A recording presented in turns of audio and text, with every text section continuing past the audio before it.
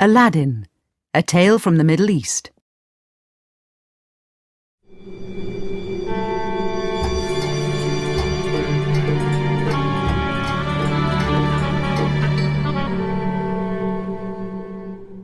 Chapter 9. Aladdin in Chains.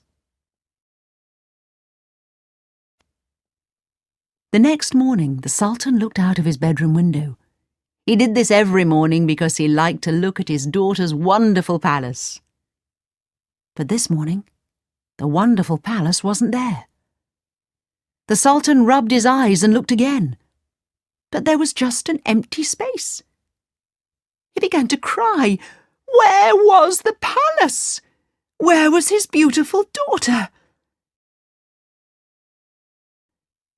Then the Sultan called the vizier. The vizier was surprised to see the Sultan crying. "What is wrong, Your Majesty?" he asked. "You are a clever man," the Sultan said. "Look out of this window and tell me where Aladdin's palace is." The vizier looked out of the window. He was very shocked. "Your Majesty," he said, "the palace is not there. I don't know where it is. I told you that the palace was built by magic."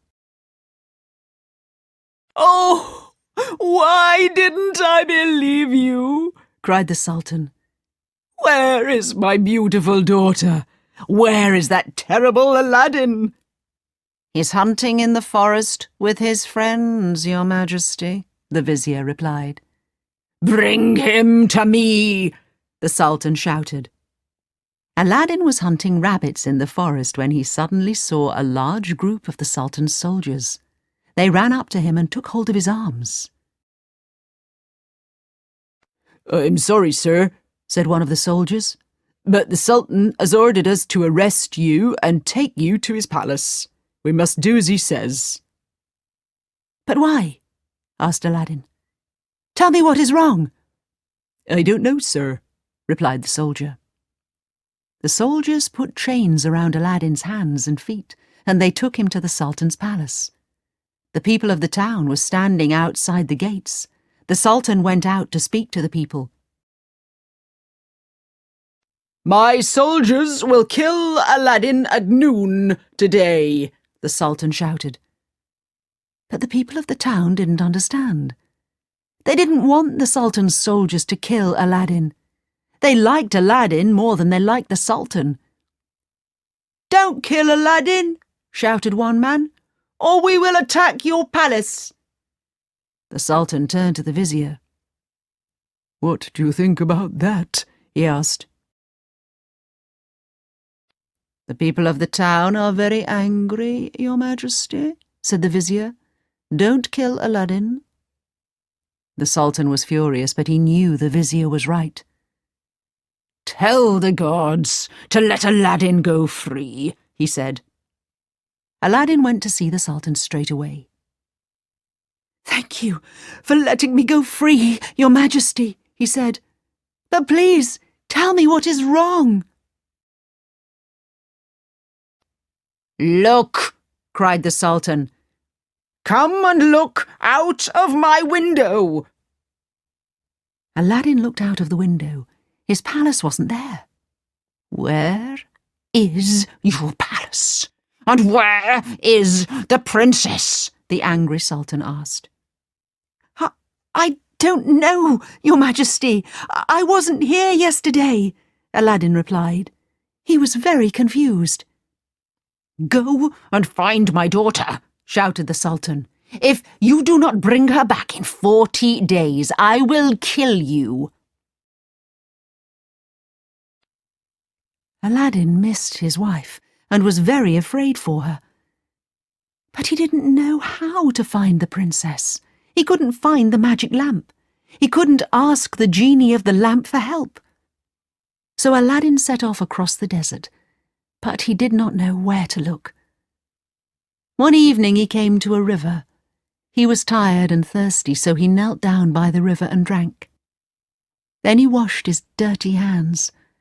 As he washed his hands, he rubbed the magic ring which he had put on his finger. There was a flash and a puff of blue smoke. Suddenly, the genie of the ring appeared. He smiled and bowed. "What do you want me to do, master?" the genie asked. Aladdin was very happy to see the genie. "Bring back my palace, and bring back my wife," he cried. But the genie said, "I can't do that, master. The genie of the lamp took the palace away, and only the genie of the lamp can bring it back." "But I don't have the lamp. You must help me. Can you take me to my palace?" Aladdin asked. "Yes, master," said the genie of the ring. There was another flash and another big puff of blue smoke. Suddenly, Aladdin was standing outside his palace. "It's the middle of the night," he thought. "My wife will be asleep. I won't wake her. I will wait outside her window." So Aladdin lay down under a tree and went to sleep. The next morning a servant opened the princess's window. "Your Highness," she cried, "your husband Aladdin is here. He's outside your window. He's sleeping under a tree." The princess jumped out of bed and ran to the window. "Aladdin," she cried, "you have found me at last. My servant will come down and open the secret door." Aladdin was very happy to see his wife again. "Tell me what happened," he said. "It's the work of the wicked wizard," the princess replied. "He told me everything. He pretended to be a lamp seller, and he came to the palace with a basket full of new lamps. He called, 'New lamps for old, new lamps for old.' My servant took the old lamp from your room and changed it for a shiny new one. The old lamp was magic, but we didn't know that." "The wizard rubbed the magic lamp and called the genie," the princess went on. "He told the genie to take me and our palace to a faraway land. Now he wants to marry me. He thinks you are dead. He thinks my father killed you. He says that you are only the son of a poor tailor. He says that he was the one who gave you the magic lamp."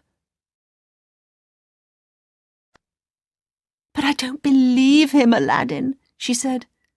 "I am married to you, and I am very happy to see you alive and well."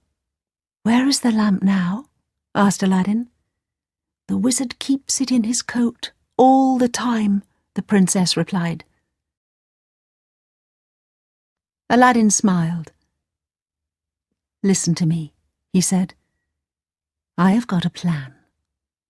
I'm going to leave the palace now.